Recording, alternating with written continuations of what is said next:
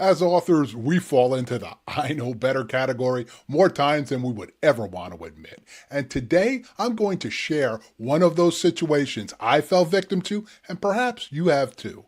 But the fact is, most unfinished books have one thing in common: no outline. You start with energy, write a few chapters, then you stall. You don't know where it's going. You stare at blank pages without anything but hope. Outlines fix all that.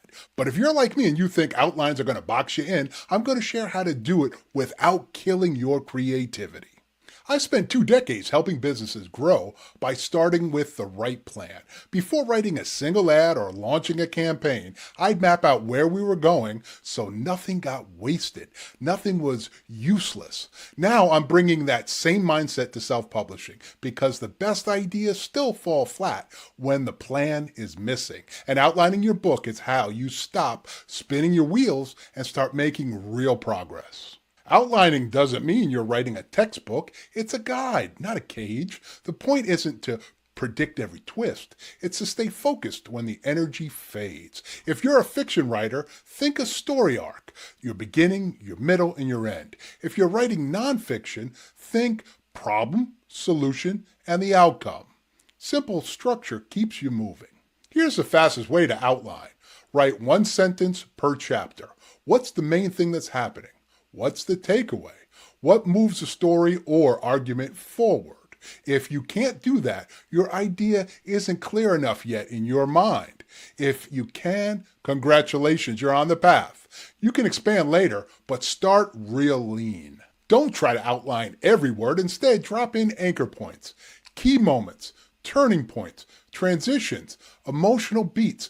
This is your scaffolding. It keeps your structure strong, but leaves you all the room you need to be able to play and be creative. Don't get me wrong, you're allowed to change direction, but at least now you know where it is you're starting from and where it is you eventually want to get to. By the way, if outlining is making you realize how many moving parts this book publishing and this self-publishing has, I put together the roadmap I'm using myself because I need a guide, and I bet you do too. It shows how I'm moving from a messy idea to a finished book, step by step. If you want that, drop book in the comments and I'll send that off to you. Some books are emotional journeys. Some are logistical explanations. Structure around what the reader needs. Don't think about you, think about them. If it's a story, what's the emotional path that you're going to take that reader on?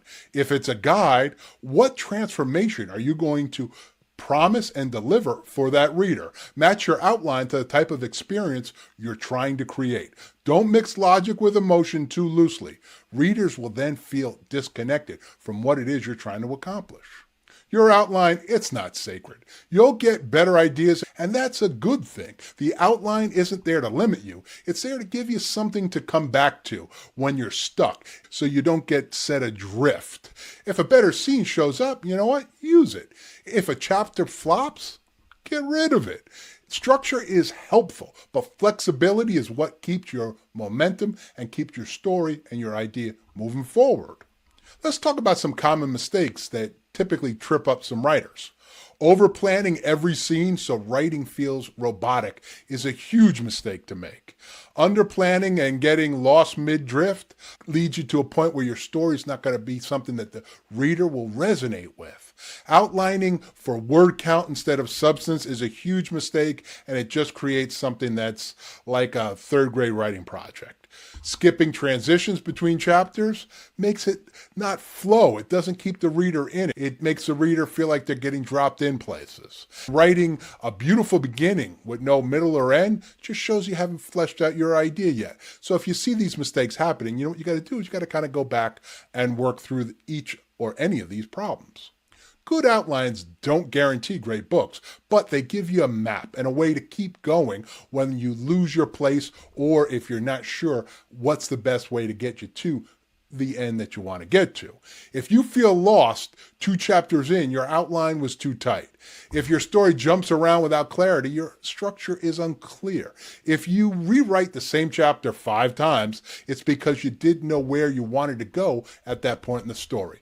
Your outline is something that's going to prevent all these things from happening. A good outline doesn't limit your creativity. It actually frees it up and lets it flow because you're not guessing, you're building. The clearer your path, the smoother your writing will go. No more drifting, no more stalling, just real progress. If you're looking for more ideas and ways to make this idea of your book something that's going to come to fruition, I'd love to kind of go along and let's do this. Let's watch this video right now together and we'll keep building towards you having the book of your dreams and something your readers are going to truly love. I'll see you over there.